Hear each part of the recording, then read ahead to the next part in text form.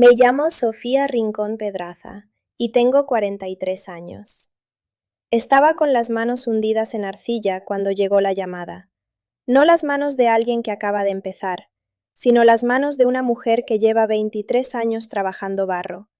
Callosidades en las palmas, cutícula reseca, esa línea café oscura bajo las uñas que no sale ni con estropajo. El torno giraba. Yo estaba centrando una pieza, y mi teléfono sonó con un número que no reconocí. Lo dejé sonar. Volvió a sonar. Algo, no sé qué, algún instinto que vive más abajo de donde llega el pensamiento, me hizo contestar.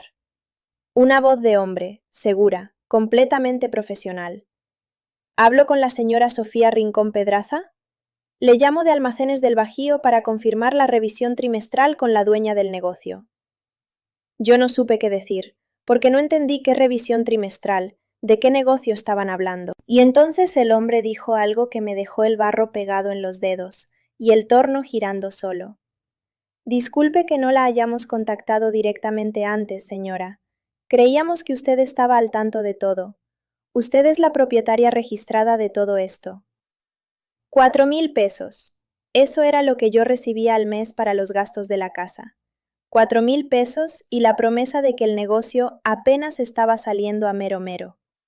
Quédense conmigo, porque lo que encontré del otro lado de esa llamada me tomó 14 años de mi vida entender. Antes de seguir, si esta historia ya les pegó de algo, denle like al video y suscríbanse para que no se pierdan lo que viene. Lo más pesado todavía no llega. Y échenme un comentario diciéndome desde qué estado de la República o desde qué país nos acompañan. ¿Y qué hora es allá? A veces me pregunto en qué rincón del mundo está alguien escuchando esto, y qué tan parecida se parece a la suya. Ahora déjenme llevarlos al principio. Crecí en la colonia Cimatario, en Querétaro, una casa de adobe donde mi papá llegaba con las manos llenas de polvo de construcción y mi mamá cosía ropa a domicilio hasta las 11 de la noche. Somos 3 hermanos, yo la mayor, Ernesto en medio, Lorena la más chica. Aprendí a trabajar arcilla con mi abuela Consuelo en San Juan del Río, cada verano desde los 9 años. Ella hacía ollas de barro para vender en el mercado, y me enseñó que el barro no miente. Si lo fuerzas, se rompe. Si lo abandonas, se endurece mal. Si le pones atención, te obedece. A los 19 gané mi primer reconocimiento en la feria artesanal del centro histórico. A los 21 tenía mis piezas en una tienda del centro de Querétaro. A los 27 conocí a Rodrigo en una exposición donde él trabajaba como asesor contable para la Cámara de Comercio. Rodrigo era ordenado, seguro, sabía qué formulario llenar y cuándo. Todo lo que yo no era. Me daba vergüenza no entender de números, y él nunca me hizo sentir tonta por eso. Al contrario, me decía que yo era la artista y que él se encargaba de lo demás. Cuando registramos la empresa formalmente hace 14 años, insistió en que quedara a mi nombre. Para protegerte, mi amor, si algo me pasa, tú tienes algo tuyo. Me pareció el gesto más cuidadoso que alguien tuvo conmigo en la vida. Lo que quiero que entiendan es que el negocio no surgió de la nada, ni de la generosidad de nadie. Surgió de estas manos. Empecé vendiendo piezas en mercados de artesanías los fines de semana, cargando una mesa plegable y un mantel de plástico. Dormí 4 horas durante 3 años porque de día trabajaba en el taller y de noche producía piezas para el siguiente mercado. Desarrollé mi propia técnica, una fusión de talavera queretana con motivos geométricos otomíes que ningún otro ceramista hacía igual. Y cuando Rodrigo propuso que yo me concentrara en crear y él se encargaba de los números, me pareció bien, me pareció lógico, me pareció amor. La primera señal que no supe leer llegó 4 años después, cuando una clienta me preguntó si podía hacer un pedido grande para una tienda de diseño en San Miguel de Allende. Le dije que con mucho gusto le pasaba los precios. Esa noche le conté a Rodrigo, emocionada. Me escuchó, asintió, y al día siguiente me dijo que ya había hablado con ella, que el pedido era demasiado grande para lo que manejábamos en ese momento, que era mejor esperar. Yo acepté. Nunca le pregunté qué había dicho exactamente, cuánto le había cotizado, por qué no podía él solo decirme el número para que yo decidiera. Eso fue lo que me cobró primero, no el dinero. La pregunta que no hice. Si esto les está llegando cerca, si alguna vez alguien tomó una decisión que era suya y la envolvió en "te estoy cuidando", denle like a este video y suscríbanse. Y compártanlo con alguien que necesite escuchar esto. Ahora déjenme seguir. Lorena, mi hermana, nunca se tragó a Rodrigo del todo.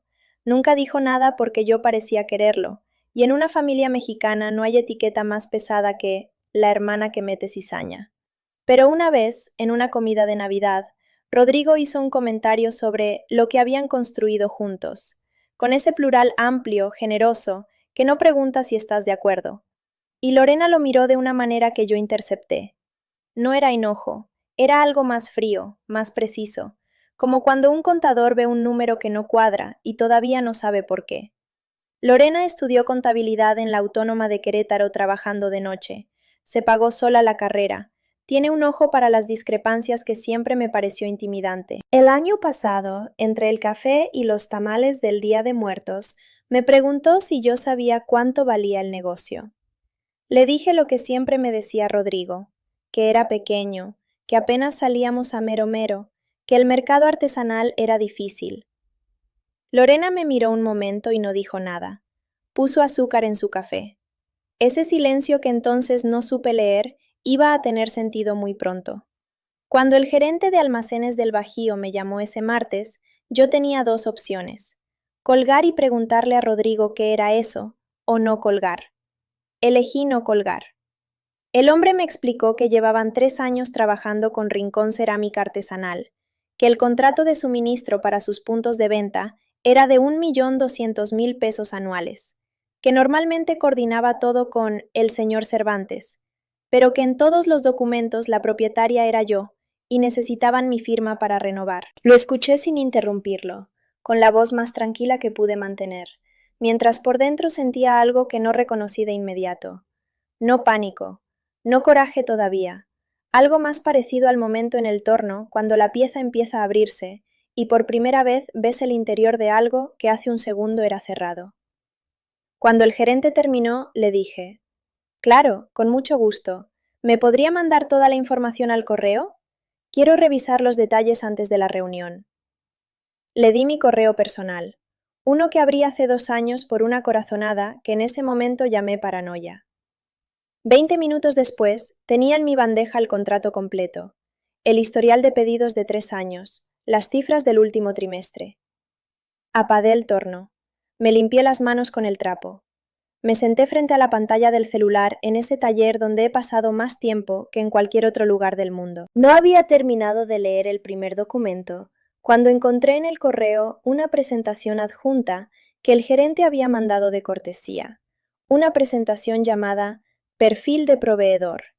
Y en la primera página, antes de cualquier número, había una fotografía.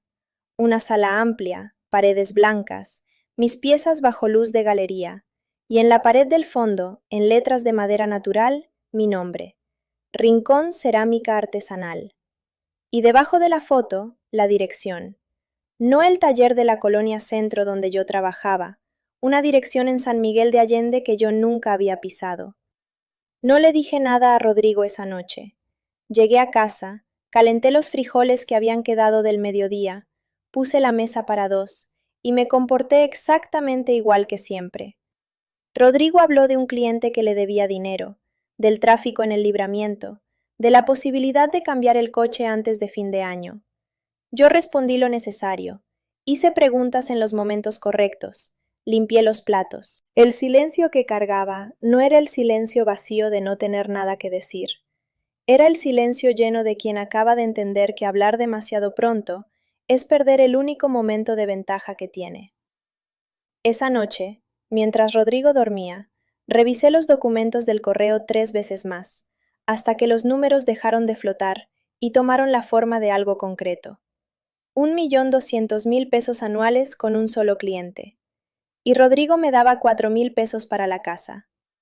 Rodrigo, sin embargo, es un hombre que lee señales.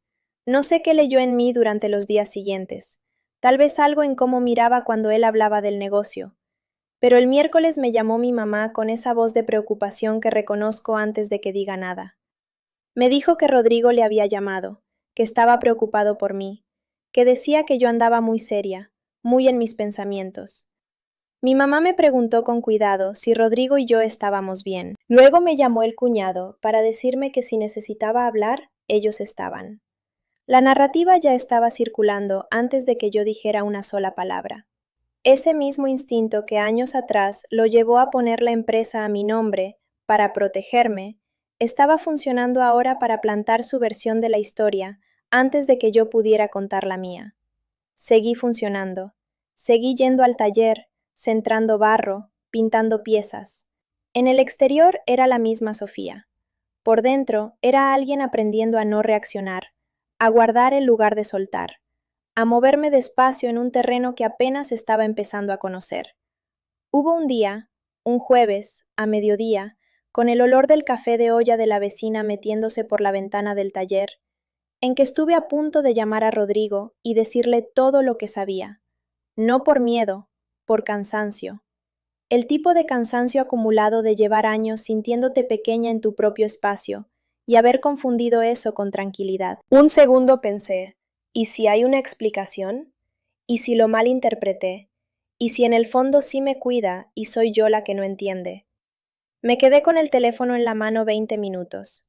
Luego lo puse sobre la mesa, fui al torno, puse un bloque de arcilla nueva y empecé a centrarla. Mis manos saben qué hacer cuando mi cabeza empieza a mentirme. Lo que me detuvo no fue el coraje, fue algo más simple y más concreto. La imagen de ese showroom en San Miguel de Allende, mis piezas bajo esa luz, mi nombre en la pared. Ese negocio no era pequeño, ese nombre no era pequeño, y yo había pasado 14 años creyendo que apenas sobrevivíamos. Hay algo que no quiero callarme, aunque me cueste admitirlo. Hubo un momento en esos días en que lo que sentí no fue solo traición, fue vergüenza. Vergüenza de haberlo creído. Vergüenza de haber sido, durante 14 años, exactamente la persona que él necesitaba que yo fuera para que el sistema funcionara. Nunca lo admitiría en voz alta en otro contexto, pero aquí lo digo. Me avergoncé de mí misma antes de empezar a enojarme. Y si alguna vez han estado en un lugar así, donde el coraje llega después de la vergüenza, déjenme saberlo en los comentarios. Los leo todos. Lorena tenía un contacto, un notario del despacho donde trabajaba, un hombre de 70 años con fama de no tener pelos en la lengua y de conocer cada ángulo de la ley mercantil como si se la hubiera escrito él. Le mandé los documentos por correo y le pregunté si podíamos tener una cita.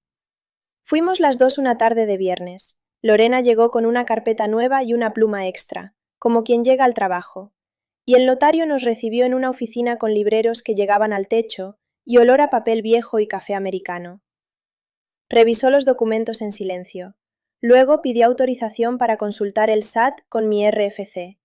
Luego pidió los estados de cuenta empresariales a través de los registros a los que tenía acceso legal. Cuando terminó, me miró y dijo, sin adornar nada: Señora Rincón, usted es la propietaria legal y única de todo esto. 3 cuentas bancarias empresariales, un total de 3.200.000 pesos registrados a nombre de la empresa, y un contrato de suministro activo. Hizo una pausa. El señor Cervantes figura como gerente general, con un salario mensual de 85.000 pesos. Me quedé con esa cifra un momento, el tiempo que tarda el barro en pasar del frío a la temperatura de tus manos. 85.000 pesos al mes para él, 4.000 para la casa. Lo que sentí en ese momento no fue coraje, fue algo anterior al coraje, más frío y más limpio, como cuando la pieza está perfectamente centrada antes de que la abras y sabes exactamente lo que vas a hacer con ella. Antes de salir de esa oficina, el notario me había explicado mis opciones legales completas. Lorena había anotado cada cosa en su carpeta, y yo había firmado la autorización para iniciar la reestructuración de la empresa bajo mi firma única. En el estacionamiento, Lorena y yo nos quedamos paradas junto a su coche un momento sin decir nada. Luego me abrazó, sin dramaturgia, sin llanto. Un abrazo de hermana que significa ya sé y aquí estoy al mismo tiempo, sin que haga falta decir ninguna de las dos cosas. Esa tarde abrí mi primera cuenta bancaria, solo a mi nombre. En el correo del gerente de Almacenes del Bajío, junto a los contratos, había una presentación llamada Perfil de proveedor, Rincón Cerámica Artesanal. La abrí esa noche en el taller, sola, con el celular apoyado en el borde del torno. La primera diapositiva era la foto del showroom, mis piezas bajo esa luz de galería, mi nombre en la pared de madera. La siguiente diapositiva tenía los nombres de las colecciones: Serie Otomí, Colección Bajío, Línea Cimatario.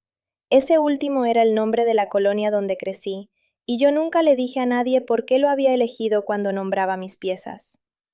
La siguiente diapositiva tenía los reconocimientos: el de la Feria Artesanal de 2001, una mención honorífica del Fonart en 2017, una reseña de una revista de diseño de Monterrey del año pasado, donde un crítico escribió: las piezas de Rincón Cerámica son de las pocas en el mercado artesanal contemporáneo que logran traducir el lenguaje geométrico otomí sin folclorismo. Esa frase la había escrito alguien que nunca me había conocido, sobre trabajo que yo había hecho, publicada en una revista que yo nunca había visto, en un año en que Rodrigo me dijo que el negocio había estado difícil. Me quedé mirando mi nombre en esa pantalla hasta que se apagó sola. Volví a encenderla. La diferencia entre un espejo roto y uno que finalmente te da tu imagen completa no es el tamaño del espejo, es la primera vez que ves lo que siempre estuvo ahí. Esa noche tomé una decisión. No la anuncié, no la escribí. La guardé en el mismo lugar donde guardo las formas que todavía no empezaron. Ese espacio entre saber qué vas a hacer y el momento en que pones las manos en la arcilla y empiezas. El lunes siguiente pedí una cita en persona con el gerente de Almacenes del Bajío. Le escribí por correo que quería conocer las instalaciones antes de firmar la renovación, que era mi política revisar los espacios donde mis piezas se exhibían. Era verdad, o lo hubiera sido si alguien me hubiera dado la oportunidad de tener políticas. Respondió en menos de 2 horas con 3 opciones de horario, y una amabilidad que todavía me sorprendía. Me trataba como propietaria porque lo era, y eso seguía siendo información nueva para mi sistema nervioso. La noche anterior a esa reunión, Lorena vino al taller con una bolsa de polvorosas de la fama y 2 cafés de olla en vasos de unicel. Nos sentamos en los bancos de madera frente al torno vacío y comimos en silencio la mayor parte del tiempo. Luego me preguntó si estaba bien, no si estaba lista, no si sabía lo que hacía, sino si estaba bien. Le dije que sí. Me preguntó si tenía miedo. Le dije que no tenía miedo, que tenía esa claridad que solo viene después de haber tenido mucho miedo durante mucho tiempo y haberlo agotado completamente. Asintió.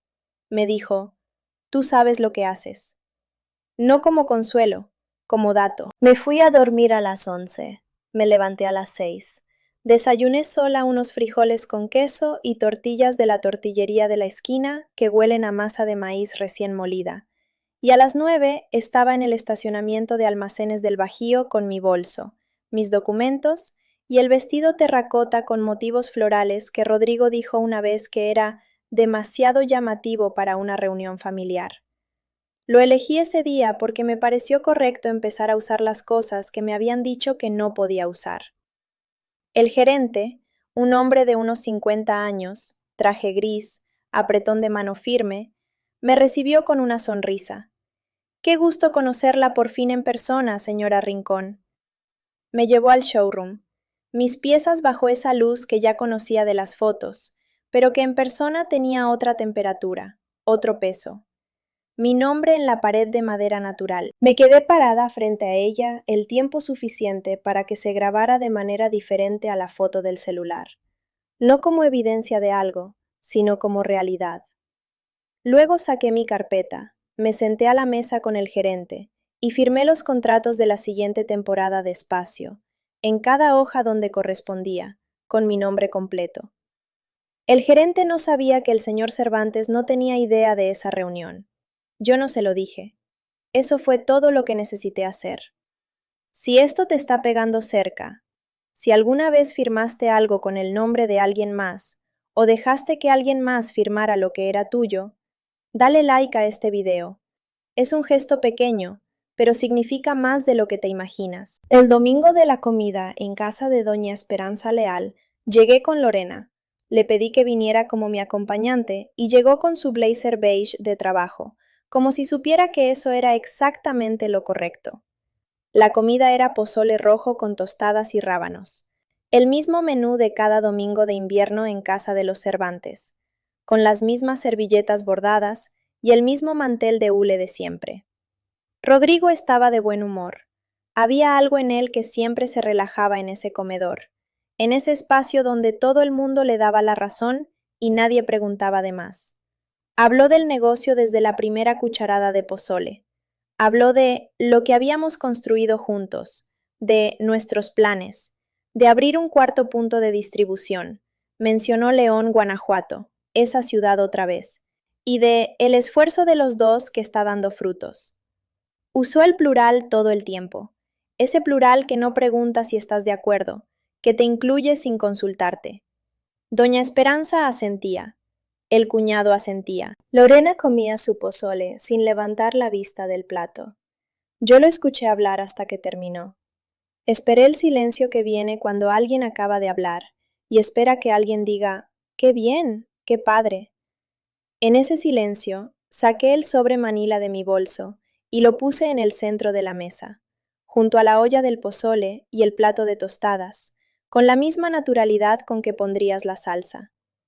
Rodrigo lo vio, y algo cambió en su cara por un segundo. Solo un segundo, como cuando una pieza en el torno pierde el centro, y todavía no se cayó, pero ya dejó de estar donde debe. Dijo con la voz de siempre, la voz de hombre razonable y paciente. Mi amor, ¿qué es esto? ¿Por qué no me dijiste si tenías dudas? Podíamos haberlo platicado. Iba a seguir, lo conozco, sé exactamente cómo sigue esa oración. La mano sobre la mía, el tono de preocupación calculada, la manera en que convierte cualquier pregunta mía en evidencia de que me falta algo, que soy demasiado emocional, que necesito que alguien me explique cómo funcionan las cosas. Pero antes de que pudiera continuar, doña Esperanza, que había abierto el sobre y estaba leyendo los documentos con sus lentes bifocales de costura, preguntó en voz baja, sin levantar la vista del papel. Rodrigo, ¿cuánto te pagabas al mes? Rodrigo no respondió. Doña Esperanza levantó la vista y leyó el número en voz alta. 85.000 pesos. Puso el documento sobre la mesa con mucho cuidado, como si fuera frágil. Y le dabas 4.000 a Sofía para la casa. El comedor se quedó en silencio. No el silencio del que no tiene nada que decir, sino el silencio del que tiene demasiado, y ninguna palabra funciona para empezar. Rodrigo intentó hablar. Lo intentó 2 veces. La primera le salió algo sobre los gastos operativos y la forma en que funcionan las empresas. La segunda vez empezó a decir que yo no entendía los números.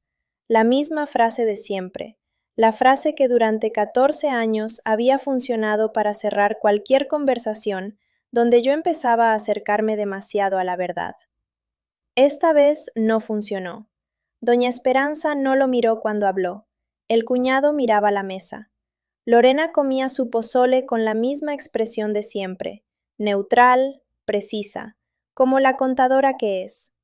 Yo miraba a Rodrigo y vi, por un momento muy breve, el tiempo que tarda una vela en apagarse, al muchacho de Celaya cuya mamá perdió su casa por no entender un contrato.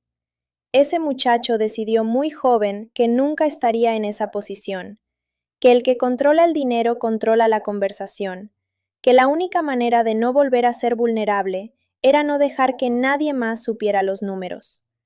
Construyó 47 años de vida alrededor de ese miedo y lo llamó administración. No lo perdoné, pero lo vi, y verlo me costó algo, un segundo de humanidad que prefería no tener en ese momento.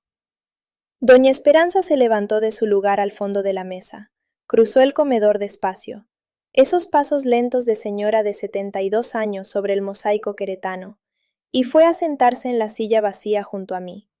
Sin decir nada, solo se sentó.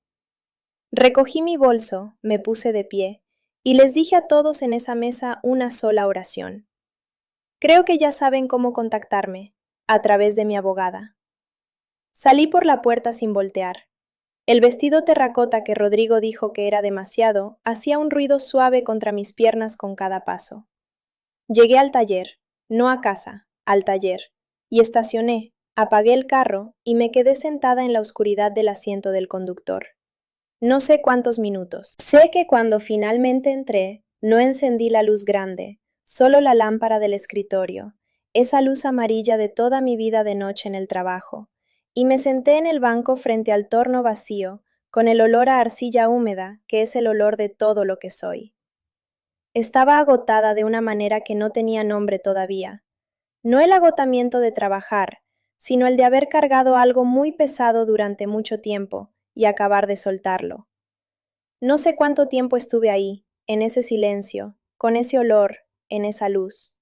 Sé que cuando mi teléfono se iluminó sobre la mesa de trabajo y vi el nombre en la pantalla, no era el nombre que esperaba, era el de Doña Esperanza. No contesté de inmediato. Me quedé mirando el nombre de mi suegra en la pantalla hasta que dejó de sonar. Luego escribí un mensaje. Estoy bien, Doña Esperanza. Mañana hablamos si gusta. Respondió en menos de un minuto. Aquí estoy cuando quieras, mijita. Esa palabra, mijita, de la boca de la madre de Rodrigo, en ese momento, después de esa noche, fue lo último que esperaba y lo que me deshizo un poco. Me recargué en la pared del taller y dejé que me llegara. Solo eso. No llanto de película, el tipo de llanto que es más parecido a que algo muy apretado finalmente se afloja. Luego me lavé la cara con el agua fría del fregadero del taller, la misma agua donde me lavo las manos después de trabajar, y me fui a casa.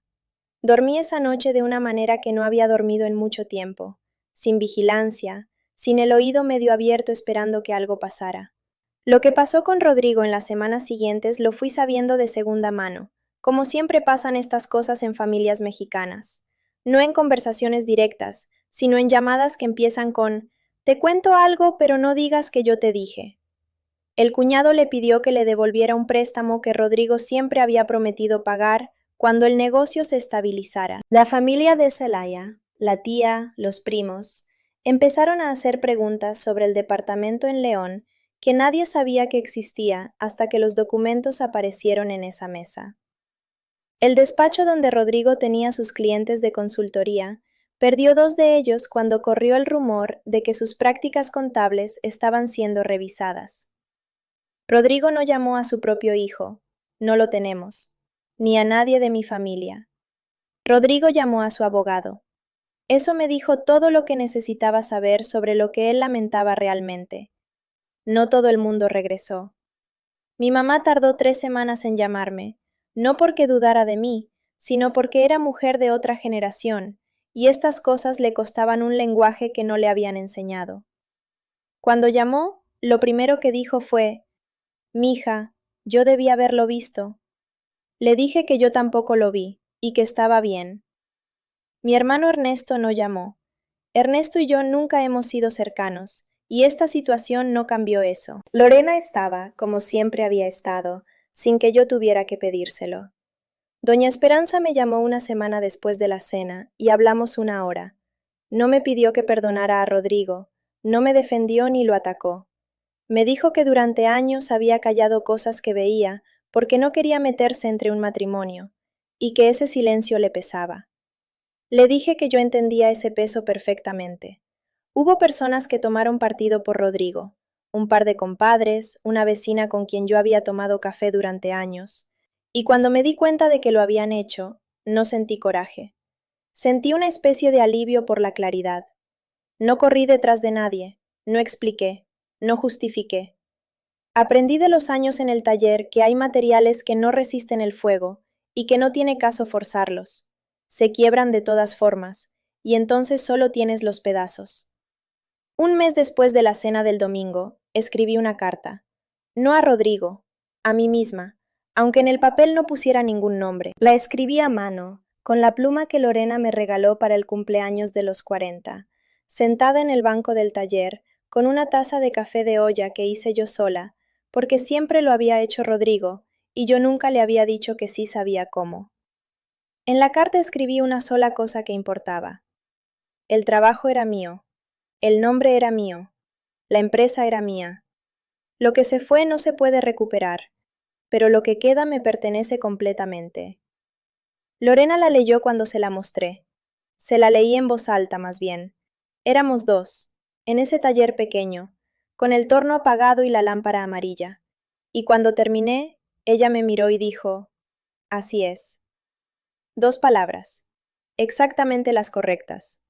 Empecé a firmar mis piezas de otra manera. Antes las firmaba SRP en la base, las iniciales que Rodrigo me dijo que usara porque se veía más elegante. Ahora las firmo con mi nombre completo, con letra normal, sin cursiva de diseñadora. Sofía Rincón Pedraza. La primera pieza que firmé así tardó el doble de lo normal en secarme las manos después de hacerlo. Me quedé sosteniendo esa pieza con los dedos mojados de arcilla, mirando las letras en la base, y pensé en mi abuela Consuelo diciendo, lo que sale de tus manos nunca puede quitártelo nadie. Tenía razón. Solo que no fue nadie externo quien intentó quitármelo. Fue alguien a quien yo le di llave de entrada y nunca la pedí de regreso. Eso también es mío, la decisión de lo que hago con esa comprensión. Hoy es un domingo de marzo en Querétaro. Hay una luz de mañana que solo existe en esta ciudad, esa luz blanca lavada que llega temprano por las ventanas de adobe y hace que todo lo de adentro parezca más quieto de lo que es. Estoy en el taller desde las 7. El torno está girando. Tengo las manos en un bloque de arcilla nueva y estoy centrándola. Ese proceso que no se puede apurar, que no se puede forzar, que solo responde a una presión constante y paciente desde el centro hacia afuera. Greta, mi perra, está dormida junto a la puerta como siempre. En la radio que tengo colgada en la pared suena algo que no reconozco, y no me molesta no reconocerlo. Le hablo a mi abuela en silencio, como a veces hago cuando estoy en el torno. Ya entendí lo que me dijiste. No en voz alta, por adentro, en ese espacio que solo existe entre las manos y el barro. Tengo 43 años. No es tarde. No es el principio de nada. Es el punto donde la pieza ya tomó su forma, y lo que falta es el fuego que la endurece. A veces pienso en esa llamada del gerente, en esa voz que dijo, usted es la propietaria registrada de todo esto. Y me pregunto qué hubiera pasado si no hubiera contestado, si hubiera dejado sonar. Pero contesté. Y esa decisión, esa pequeña, ordinaria, completamente normal decisión de no colgar, fue el momento en que empecé a ser mía. Me llamo Sofía Rincón Pedraza. Tengo 43 años. Y quiero preguntarte algo antes de que te vayas. ¿Hubo alguien en tu vida que te llamó por lo que siempre fuiste, antes de que tú misma pudieras hacerlo? Cuéntamelo en los comentarios. Los leo todos. Y si esta historia se quedó contigo de alguna manera, si algo de lo que escuchaste hoy se parece a algo que has vivido o que has visto vivir a alguien que quieres, dale like a este video, suscríbete para que no te pierdas la siguiente historia y compártelo.